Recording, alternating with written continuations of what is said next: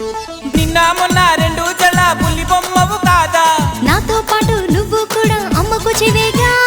బయట వేసి వెయ్యంగానే వయ్యారం ఎందుకే భామ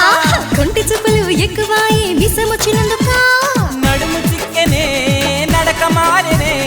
ఇంత లోపల ఏమి జరిగనే మొదటిసారిగా